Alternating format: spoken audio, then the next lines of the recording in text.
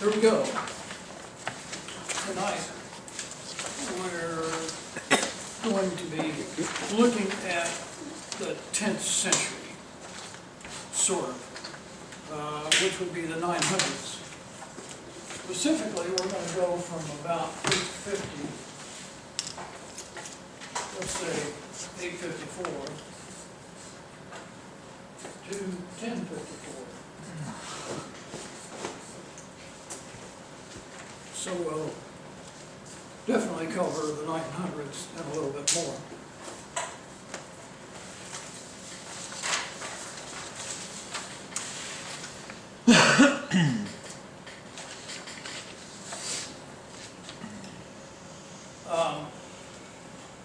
What Bill and Mark were pointing out to us and what it evolved into in differences, specifically in the 10th century, we'll start out by kind of summarizing. In the Western Empire, as Bill pointed out, there was a general disintegration into feudalism and into the Dark Ages, or some people call it the Middle Ages. Part of that was basically the churches in the feudal manors, or cities, towns, coming really under the control of the head of the manor. Not even so much the emperor. So that's kind of a disintegration in a way itself. And the other thing that happened in the Western Empire was that the Nordic tribes started invading the West and started to have a greater and greater influence on the western part of the empire. And of course, the empire, and particularly the popes, became involved in battling against or trying to stop those invasions. Whereas in the Eastern Empire in the 10th century, there was, relatively speaking, with a few exceptions, one of which we'll mention, but there was really a period of political stability under the Macedonian emperors. And in fact, there was a re-expansion of the Eastern Empire because they retook places like Crete and Cyprus. They retook Antioch and Syria from the Muslims, and they absorbed in the north the nations or areas of Armenia and Bulgaria.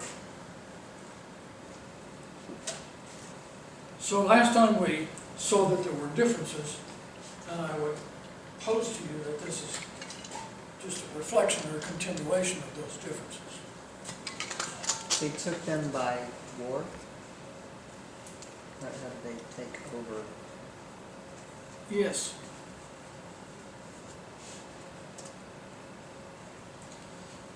We need to go back to 858, so I cheated a little bit.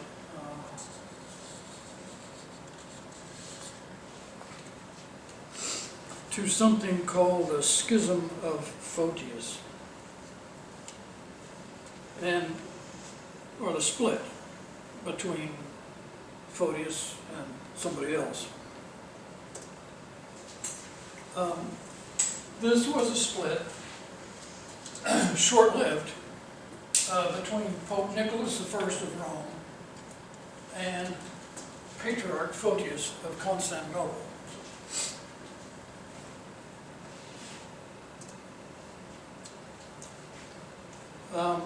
The Eastern Emperor was Michael III, and he deposed Patriarch Ignatius because he wanted to put the scholar Photius into the position of Patriarch of Constantinople. And that's what he did.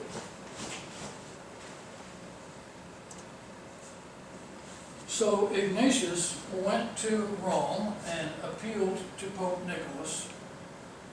And Pope Nicholas sent a delegation to Constantinople to negotiate.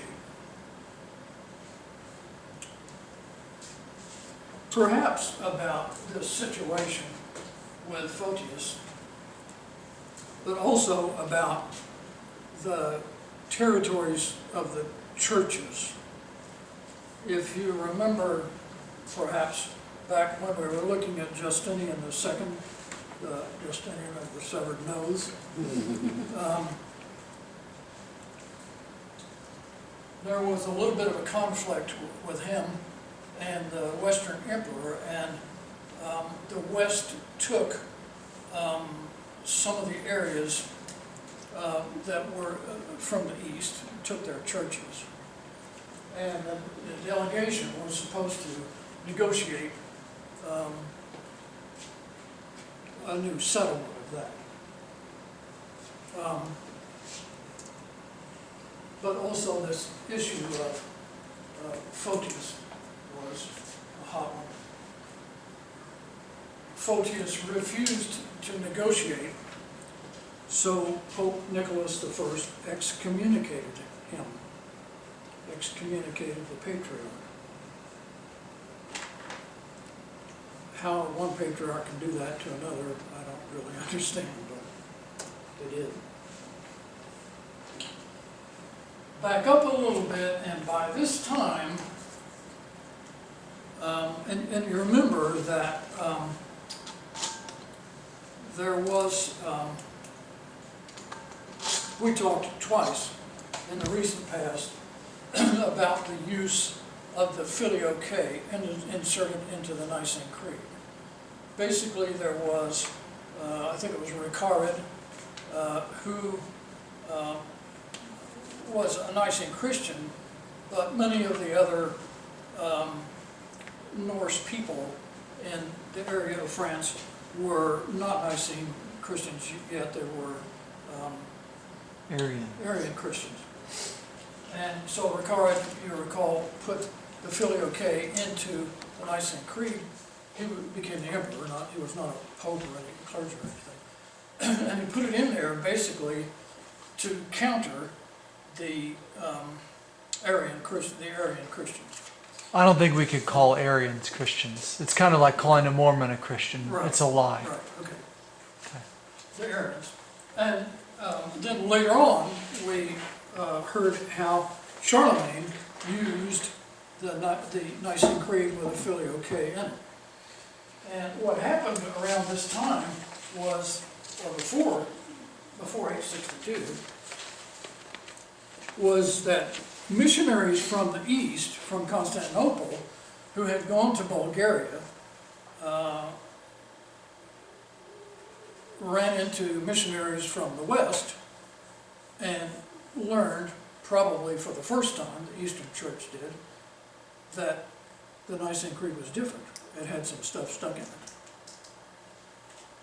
So when Photius refused to negotiate and he was excommunicated, he raised with Nicholas the issue of the Filioque and pronounced anathema on Nicholas, the Pope. And everybody knows what anathema is. We'll go over that once. Tell us what anathema is. Basically, you're cursed. Right. And anyone who uses the Filioque. On Mystagogy, the Holy Spirit. It's a good work written by Photius, talking about the problems with the Filioque, and the Eastern Church anathematized anyone who uses it. Right. So when Nicholas excommunicates Photius, does that mean Photius adheres to that? I mean, No. he apparently doesn't. No, he actually he kind of pronounces ignores him deposed. He just kind of Are you going to go into that, or? Well, yeah. Or am I ahead of the ball? Basically, it ended very quickly because the Eastern Emperor Basil I killed Michael III to become the emperor, Well, that was and it. as soon as he did that, he reinstated Ignatius, So that'll get it. and the schism ended, and Photius stepped aside.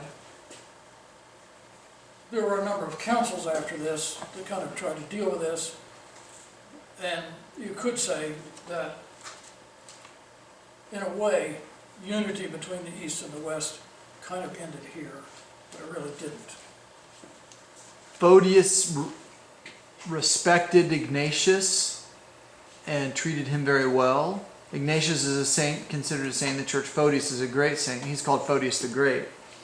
Nicholas deposed Photius. He didn't excommunicate them. That happens. But he says, Photius, we begin to see this papal supremacy. He's saying, I have the power to depose any bishop, and I also have the power to fire any emperor.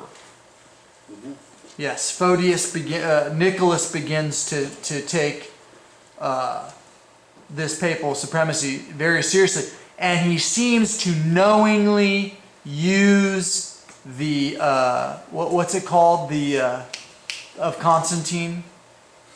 I'll get into that. Oh, okay, sorry. Okay. Knowingly, right?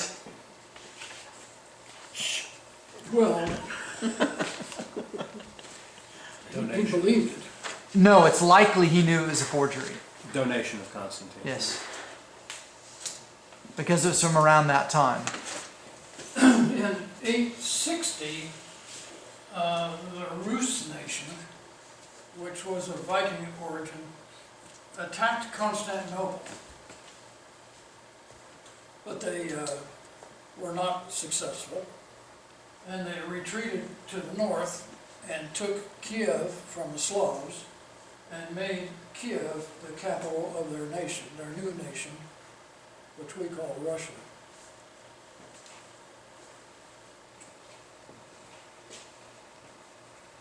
And we'll get back to them. Another interesting thing is that in 868, the Patriarch of Constantinople sent Kirill, or Cyril, and Methodius, who were they monks or priests? Monks. Monks, right. Maybe priests too. I'm not sure. And they were in Thessalonica, in Greece today. And he sent them to Moravia. And Kirill created the Slavonic alphabet. The Slavs and the people around them, the Rus, didn't have an alphabet. And so Kirill created it, and that basically established a foundation for a lot of Eastern Europe to become Christian. You'll see the Slavonic alphabet or Slavonic characters on a lot of our icons. But Kirill and Methodius are well known in the church.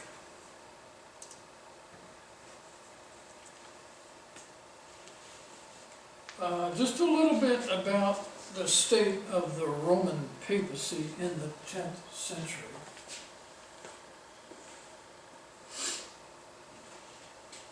This is after Nicholas. In 882, Pope John VIII was poisoned by members of his own family.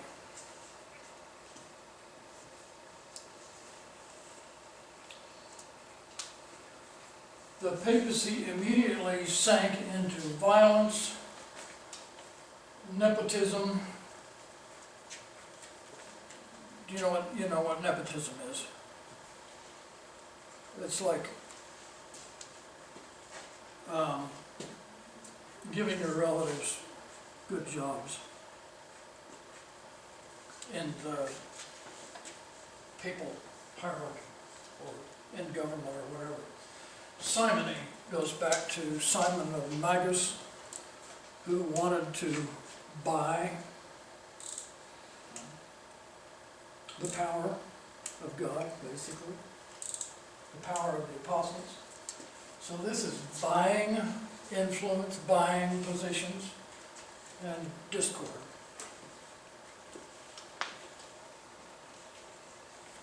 a number of historians consider that Pope John VIII was the last good pope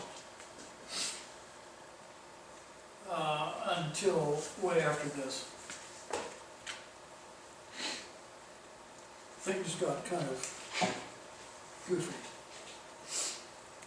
One historian refers to the 10th century as the century of iron,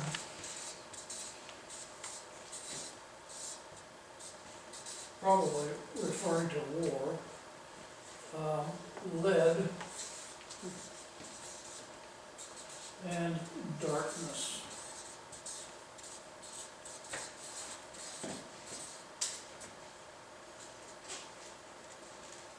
Well, let's look some more at that.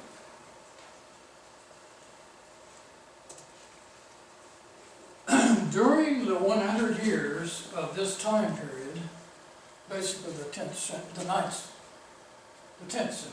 900s, in the West there were 26 popes in 100 years.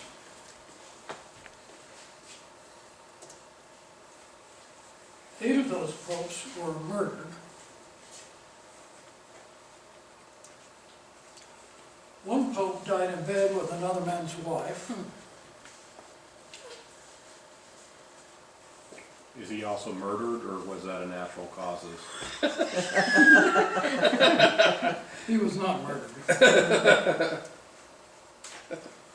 And Pope Stephen VI had his predecessor pope disinterred, anathematized, placed on exhibition, and mutilated.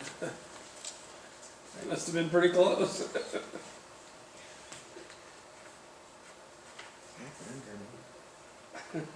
In the Christians, the ardent Christians in the West, there was the growing belief that the end of the world was near. I wonder why. Probably felt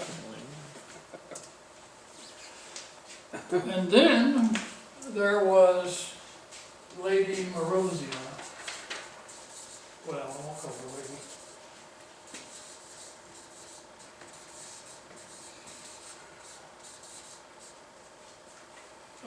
Of influence and royalty, I'm sure.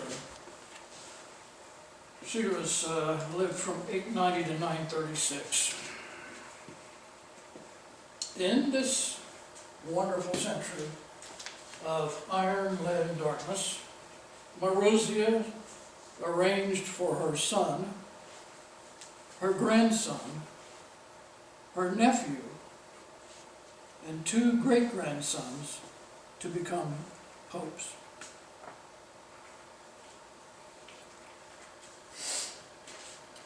She was already married by the time she was 15, but when she was 15, she became the mistress of Pope Sergius III. Who is the one that died in bed?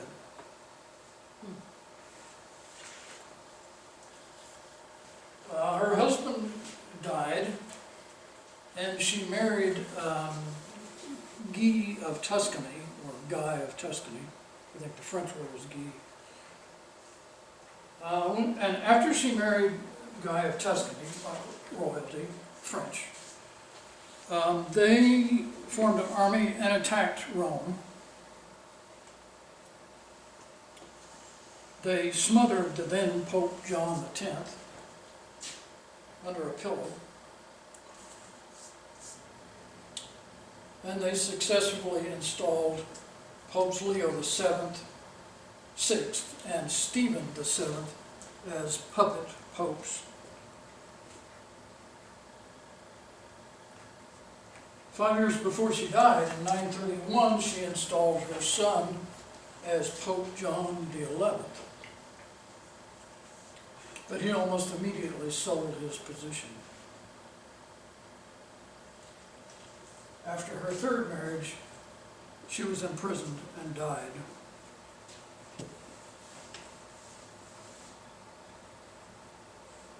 So there's some of what was going on. You can say a few things about developments in the church, notable developments, both east and west, in the 900s or the 10th century. First of all, there was the use of the term Eigenkirchen. That's a German word, and it means my own church. They came to be called, these are the churches in the manors, and fiefs. And they came to be called my own church. Specifically, that would be the prince or leader of the manor. And they became basically under the control of the royalty in the manor.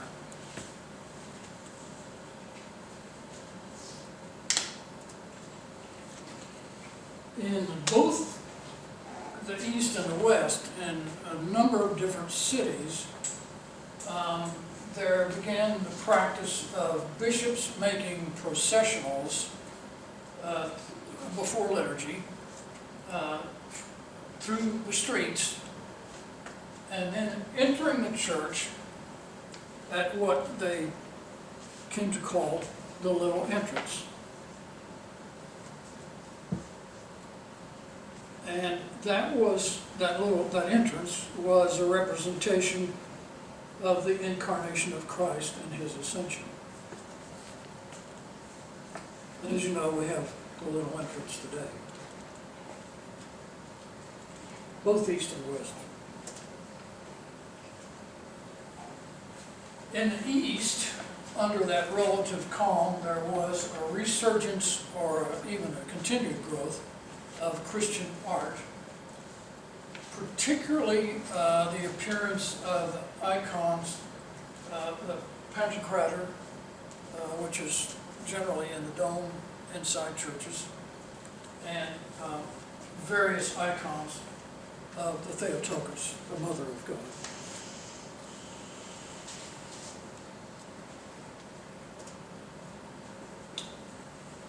In the 10th century, and we've talked about this, I think last time, but even more established, there were differences between the East and the West with regard to marriage. In the East, second marriages were discouraged. Third marriages typically required 2 to 4 years of penance without communion. And fourth marriages just weren't. In contrast, in the West, repeated marriages were accepted as long as there was no living spouse.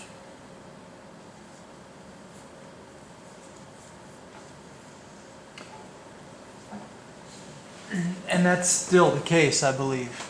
You know, we don't have annulments in the Orthodox Church.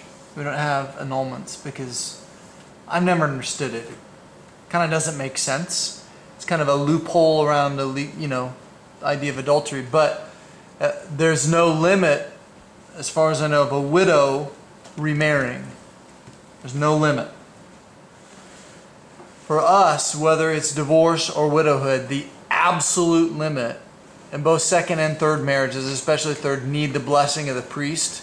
Not the priest, the bishops. Third marriages are really not allowed in the church. Not much, but it's the absolute limit. No matter what. No matter whether it's widowhood, whether it's or divorce, whatever. So it's a different. There's a different. They have annulment, which is one approach to the seriousness of marriage in Western Christianity, but there's no limit. We have a limit.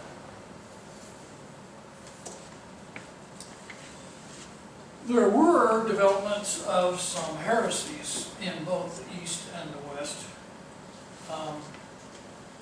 in the 900s. And I'll just mention those because in your reading you may run into these terms. But in the West, there was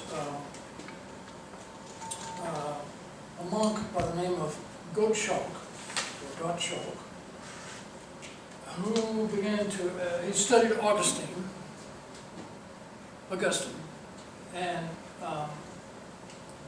espoused something called double predestination, or predestination, and you may run across that name.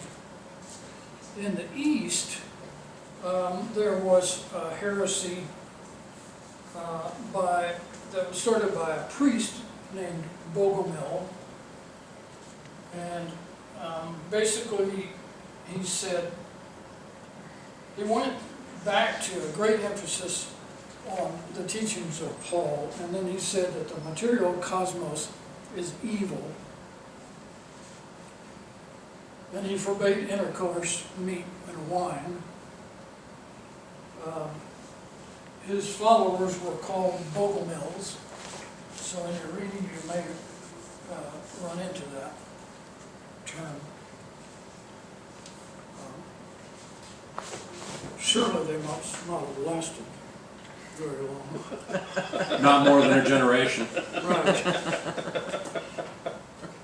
So those are some of the things that are kind of characteristic of the 900s.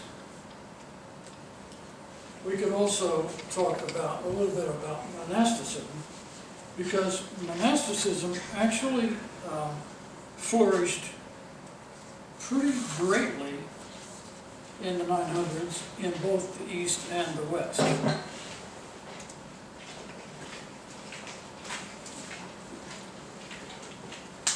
The growth of monasticism in the West was really a response to the disintegration or fragmentation of the Western Empire and the sad state of the Papacy, which I just tried to give you a flavor of a few minutes ago.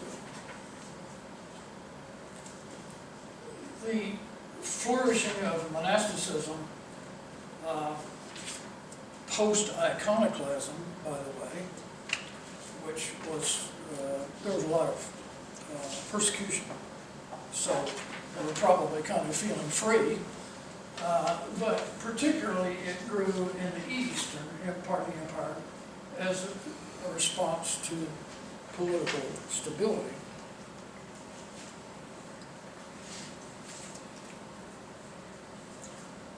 In the West, it developed almost exclusively as Cenobitic orders, communal monasticism.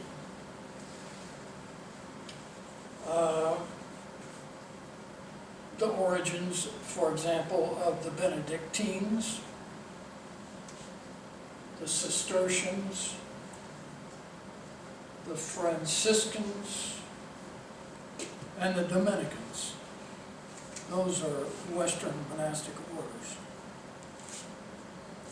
Begin here. In the East, monasticism was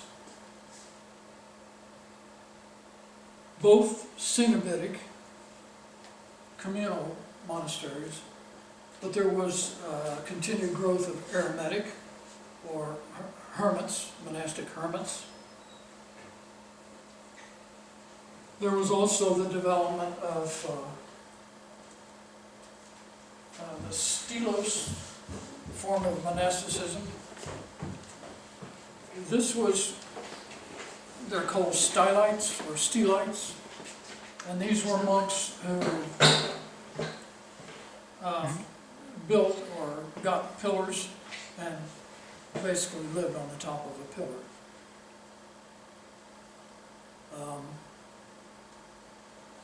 There was also the growth of what's called Hezekiah,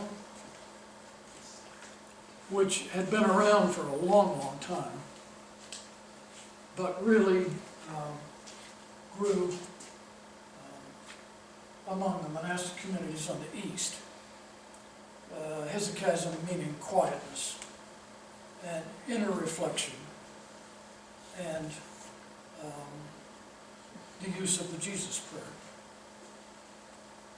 And stylites had been around much earlier too. you Right. said? Okay. 400s. Right. Well, and Hezekiah's were, Oh, 400, beginning. Yeah, from the 400, yeah. beginning.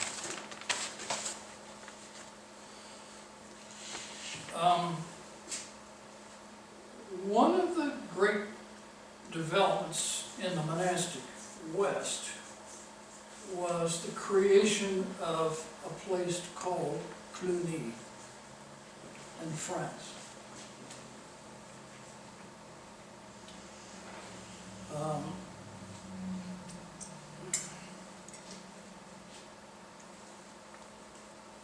It really grew rapidly. And also, then about this time,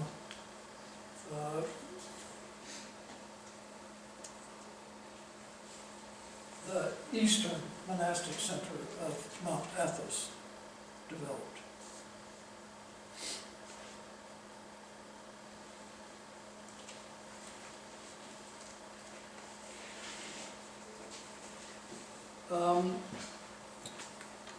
There was an emphasis among the monastics upon the mystical divine light of God.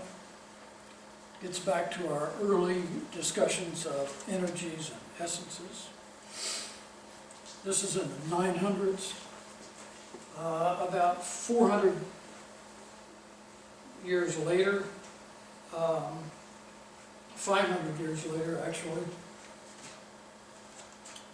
this growth of that kind of that style of monasticism was taken up and really emphasized by someone named Saint Gregory Palamas in the 1400s. One of the great theologians of the church.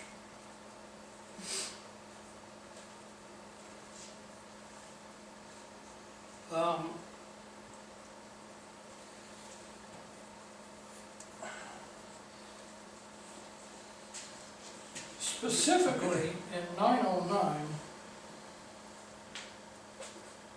a monk in France went to Duke William of Aquitaine. Aquitaine is a region in France, even today.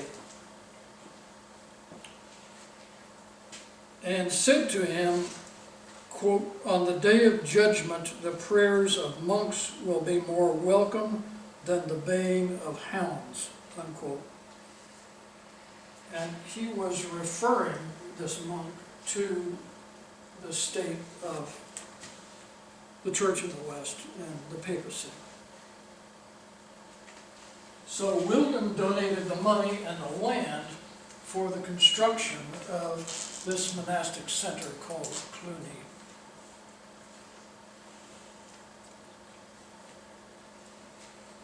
From the beginning, they allowed no individual ownership. Of course, they required celibacy. It became, for the West, a center of training of chanters, so that Cluny became very known for monks called cantores, who would have spent years in training and practice in chanting. And they were called upon and began to spread throughout the West in other churches, carrying that training and that experience to other churches of the West. So it was a great influence on the musicology of the church. Came from Cluny.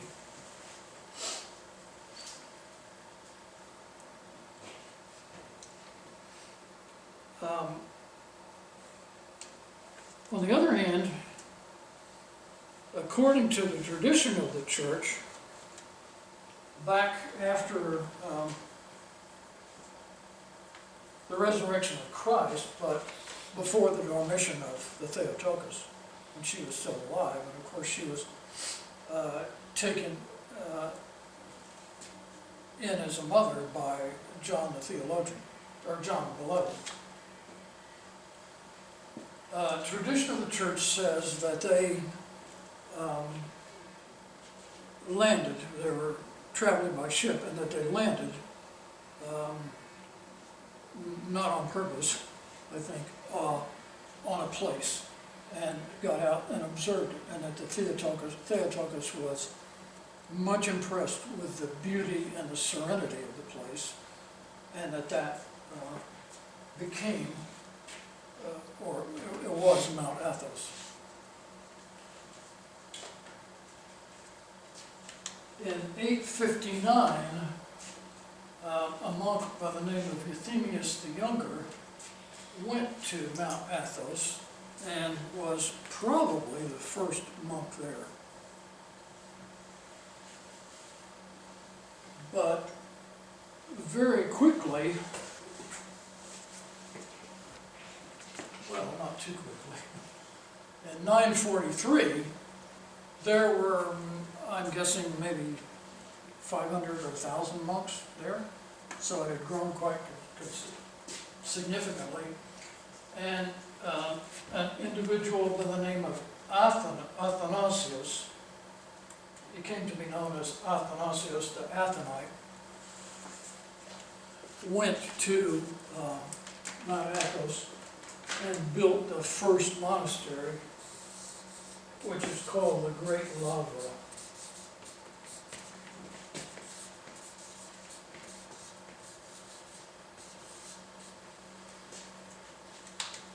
Not too long after that, the Eastern Church, the Patriarch of Constantinople, recognized the independence of Mount Athos, basically its own nation, and began a long history of support, financial support specifically. And by this time, if I recall correctly, there were about 10,000 monks on Mount Athos. And of course it's the monastic center for the Orthodox Church, or the most well-known one today. How many are there today? Pardon? How many are there today? How many are there? 10,000 then are there. I mean, it would go through periods of, Yeah, it'd be tens of thousands. There was a decline in the last century, but I think but there's, it's increasing now. I think it was like 7 to 10,000 there again. Yeah, and there are lots of monasteries. I mean, the Great Lavra is still there. I mean, this huge, they're huge. Iveron.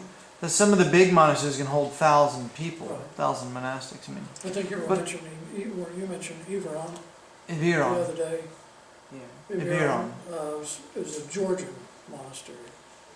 Was, yeah. The Serbs built monasteries there. Hilandar, right, yeah. Greeks. Romanians, Russians, Right. yeah. They, but then there's like, people lived in caves and, tiny little monasteries with 5 or 10 people. I mean, it's a huge area. It's all sorts of different communities, kinds of communities there. Cities of their own inside. Cities of their own. No, Kinda like- it's almost, Well, back to Eastern Europe. We mentioned that, the Rus nation tried to take Constantinople. They failed and went back and started the Russian nation basically around their capital, Kiev, which we hear a lot about today, don't we? Well, in 957, Empress Olga from Russia visited Constantinople and and attended services and was so impressed that she became a Christian. She went back to Kiev and built their first Orthodox church the Church of the Holy Wisdom. Obviously thinking of Hagia Sophia, the main Orthodox Church in Constantinople.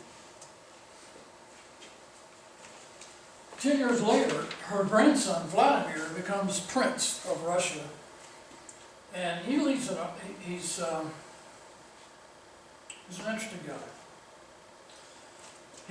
He leads an army down and captures a city called Kherson, which is just north of Constantinople. But he has,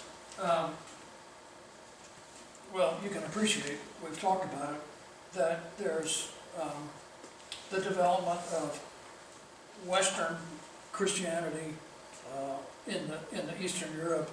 There's obviously the influence now of Eastern Orthodoxy. There's obviously the influence even from the West of Islam. So he studied the various religions, even some Eastern religions and Islam. And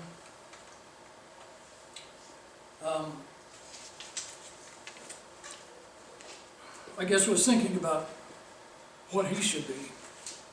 And he had advisors, royal advisors, and they said to him, quote, "If the Greek faith were evil, Olga, who was wiser than all other men, would not have embraced it," unquote. Well, that must have influenced him, because when he was down here and having taken this city, Basil II is the emperor in Constantinople. Vladimir requests Basil's daughter to marry her. Basil initially refused, but then said, "Well, okay, but you must be baptized, you must be a Christian." So he became a Christian. He married Basil's daughter. The two of them went back, and basically within the ensuing years, the entire Russian nation became Orthodox.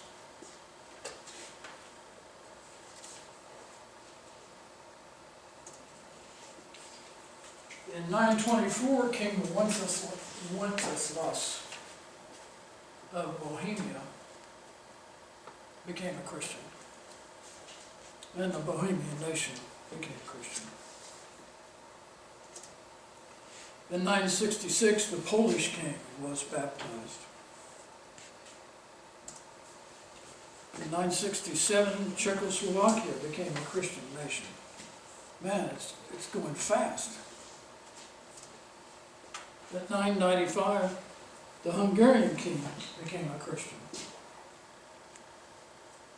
This is all because of Olga's leadership, see? Pretty much. Cyril And the influence of Kirill and Cyril Methodius Methodius. had a very big influence on this.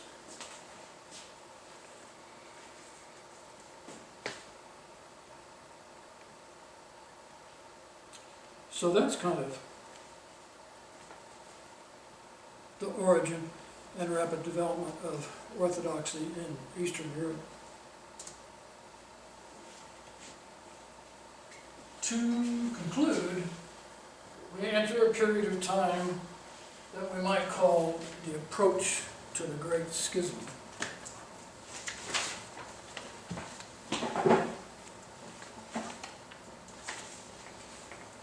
We know that by 1009, the Patriarch of Constantinople, he had a list of names of bishops and patriarchs, well, bishops who were patriarchs.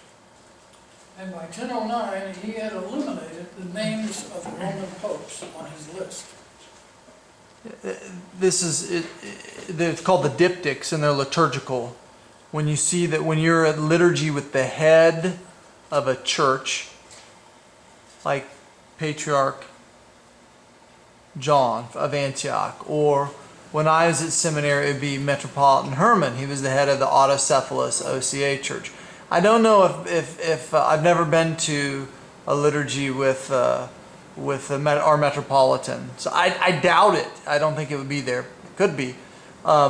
So there'll be a point in the liturgy where a deacon comes out and they'll go through the list of all. They'll start with Patriarch Bartholomew, and then they'll go, the Patriarch of Constantinople, the Patriarch of Antioch, the Patriarch of Alexander, and they'll go down and they'll go, of Russia and Poland and Romania and Serbia and then everyone, and then they'll get down to the guy who's there, like Metropolitan Herman of the Orthodox Church in America.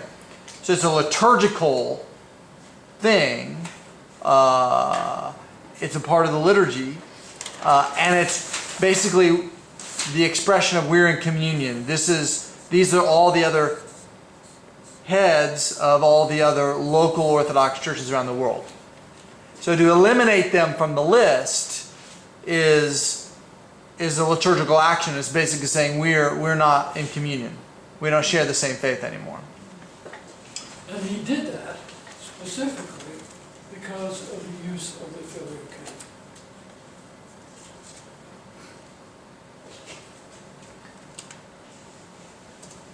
Which, as I said, under Photius, I believe that had been in a council officially anathematized.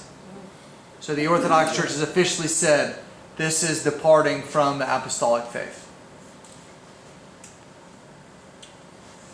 In 1049, the Western Emperor Henry III visited Rome for the first time, and he found the state of the papacy so corrupt that he deposed the Pope at that time. And he installed a new Pope,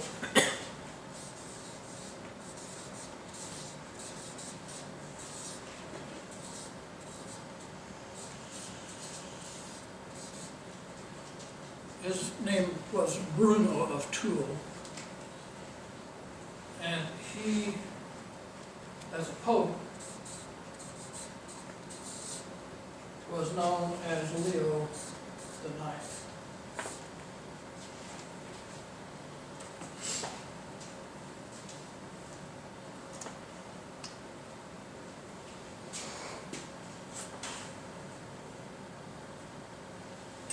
Seems to me that he was a bit like Justinian or John Chrysostom, to the extent that he was really intent on reforming and correcting things, and that he was a good leader and a good administrator.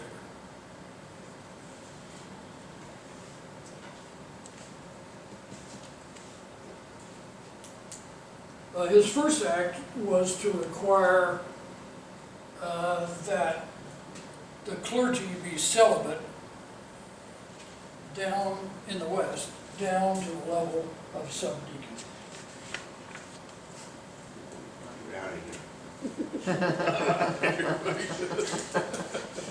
He supported monasticism and very strongly supported Cluny specifically.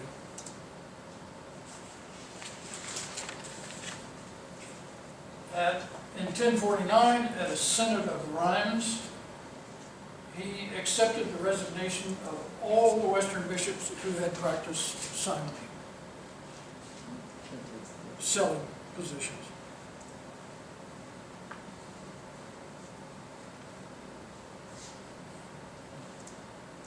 But he too believed that the document, the donation of Constantine, we talked about that a couple times ago, right? Should I mention what it is? Yes. Okay.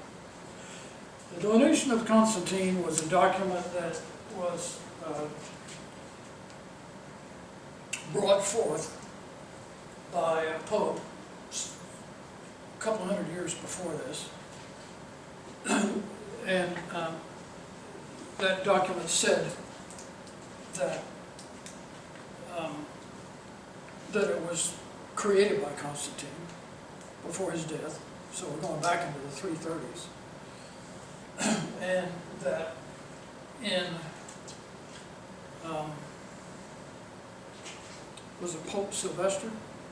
I don't remember the name of the Pope, but at the time the Western Patriarch, Constantine, wrote this letter and thanked him for curing him of Leprosy. And then went on to acknowledge the Roman Church as the overarching authority in the Orthodox Church. Very clearly. In the 1800s, so we go way... And it gave them land that became the Papal States. Right?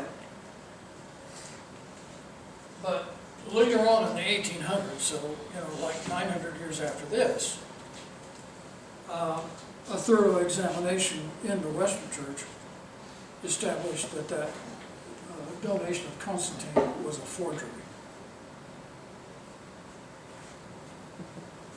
Not created anywhere near back at Constantine's time. But Leo IX, at this time, believed that the donation of Constantine was genuine, and so in his communication with the Patriarch of Constantinople, he referred to it, which is a big mistake.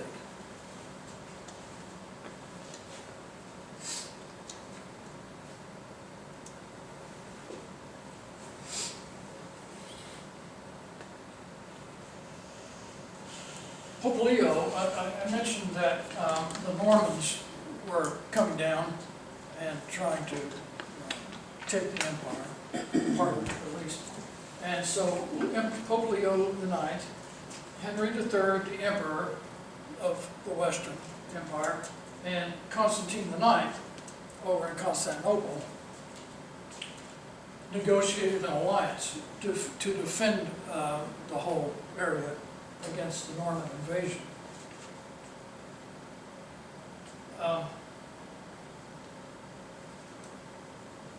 I also mentioned some time ago that there were Eastern churches in Western lands.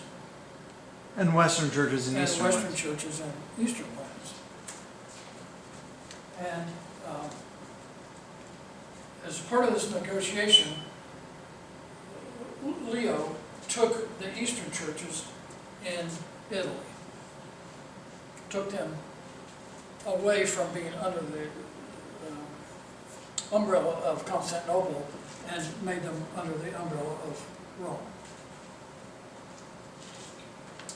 And so in response, the Patriarch, Constantine IX, he was the emperor, the Patriarch of Constantinople demanded that the Western churches, in Constantinople specifically, start using the Byzantine Rite, or the Eastern form of liturgy.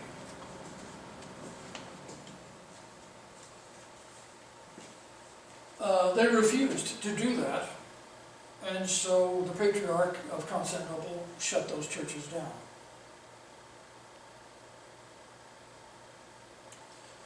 And because of that, it was at that time that Leo IX enlisted the help of a cardinal by the name of Humbert.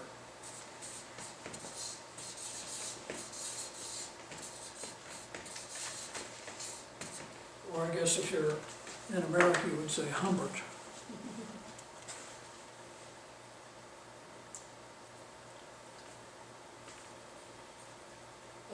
Humbert became Leo's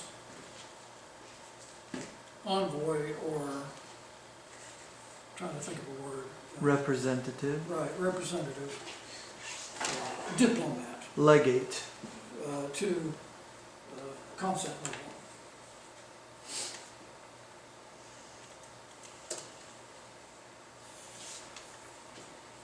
Also, a year later, or around 1050, there was a bishop Nicetas and Nicomedia, East, who wrote this as part of a document which I think really clearly explains the position of the East. Could somebody read that?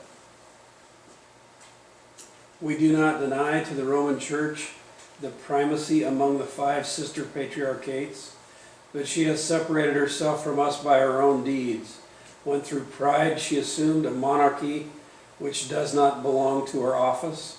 How shall we accept decrees from her that have been issued without consulting us, excuse me, and even without our knowledge, if the Roman pontiff, seated on the lofty throne of his glory, wishes to thunder at us, and if he wishes to judge us and even to rule us and our churches, not by taking counsel with us, but at his own arbitrary pleasure, what kind of brotherhood or even what kind of parenthood can this be? We should be the slaves, not the sons of such a church, and the Roman see would not be the pious mother of sons, but a hard and imperious mistress of slaves. Yeah.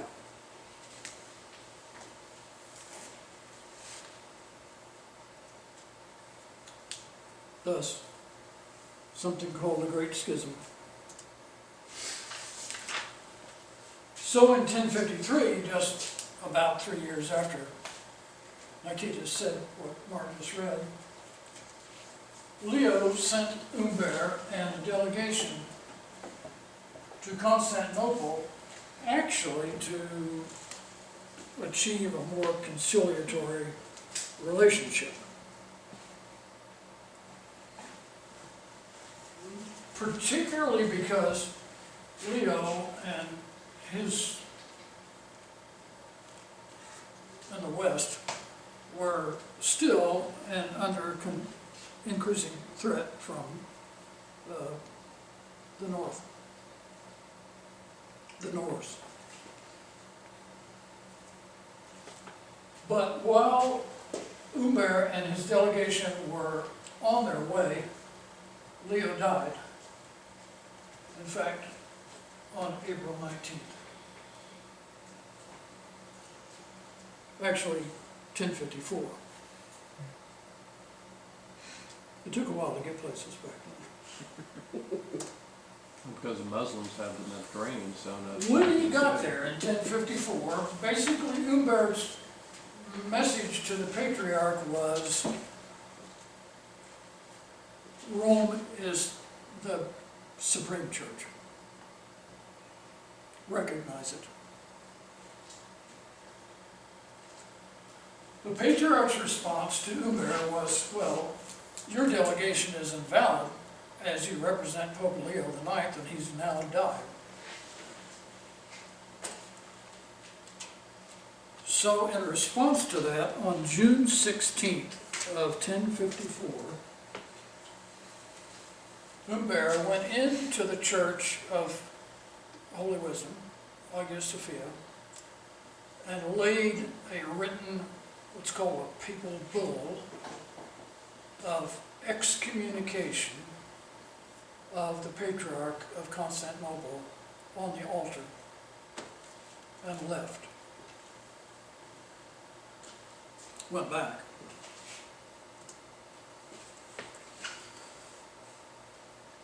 The Roman Church is now permanently separated from the Patriarchs of Constantinople, Antioch, Alexandria, and Jerusalem. It is now what we call the Roman Catholic Church.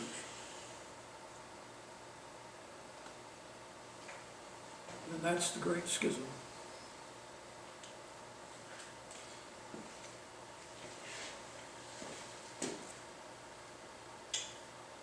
About 30 years later, is that right? Yeah. Well, some of the, I'm going to bring up some of the other charges very quickly. Some of the other charges were, you don't use unleavened bread in the Eucharist, and you dropped out the filioque from the original wording of the creed. Right. Things of really historical ignorance of the church had always used, and the Latin church for many centuries had used leavened bread. And of course, we know the Filioque was added to the creed officially in the West only a generation or two before this. Well, But these things are unleavened bread came from Judaism. right. So there's a lot of misunderstanding of each other at this point. So, Hubert, whatever, he was acting on his own. He was. He was acting on his own because Leo was dead and he was just doing his own thing.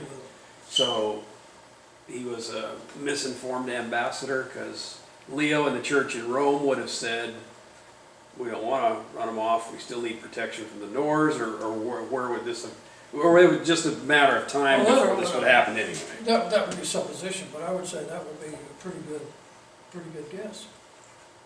But it was probably going to happen the next 50 years or 100 years or whatever anyway.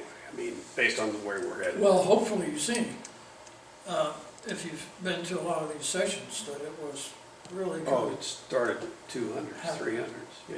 Yeah, and that's kind of why I brought that up. I mean, if those accusations are being leveled at the East, you see how little understanding there is of history and theology. If you're saying you guys have left out the Filioque from the Creed, you know, when you just added it very slowly over a few centuries, you know, we're ships passing in the night. It really got to the point where Well, I believe it was inevitable. If he's really an ambassador and he's there on behalf Right. of Leo, and Leo dies, then he's got to go back and talk to the next pope, and you know what I mean? Right. Instead right. of deliver Right. some kind of message. We didn't do that. I have a question. But Going back to the thing that Nepotism wrote of Nicomedia, the first line, we do not deny the Primacy, The right. primacy. Primacy. What did he mean by Primacy? We have primacy. Primacy means order. So, I have something I'll give you that'll kind of explain primacy. But yeah, there's an order in the churches, a hierarchical order, a liturgical order. So, Antioch has primacy over other churches. It doesn't mean that they can tell everyone else what to do. It means, in some way, order of importance and order of responsibility, but well, it means, for example, at an ecumenical council or a large council, where you would expect all of the primates, the patriarchs, to be, right. then the How do you patriarch determine? of Rome would preside. Right. How do you That determine? doesn't mean that he has more influence, because Right. actually each bishop at the meeting, whatever kind of meeting it is, whether or not he's a metropolitan, whether or not he's a patriarch, each bishop has one vote. Right. How do you decide who presides or who's the secretary of the meeting? If you've been, when Bishop Basil comes, or if you've been to PLC, how do you decide what bishop, if there's multiple bishops there, or even what priests serve, stand where during the liturgy, what parts do they get? It's all part of something called presvia, or order, that's based on couple different things. But we would never deny that Rome has primacy in the ancient church. But we would deny that that is supremacy.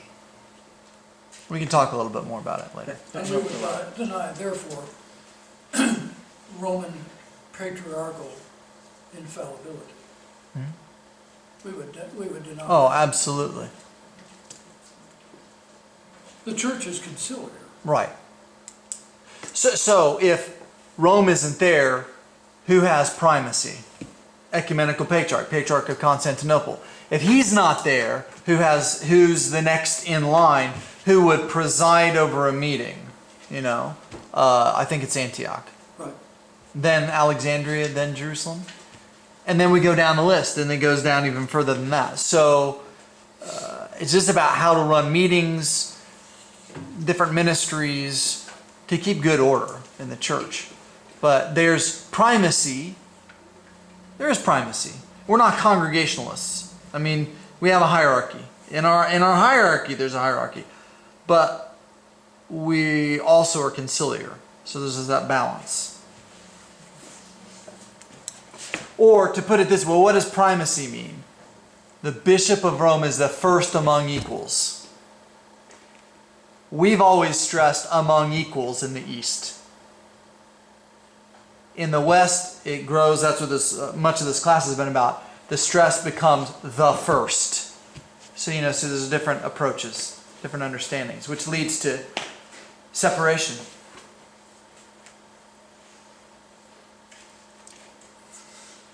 Well, if we persevere with another meeting,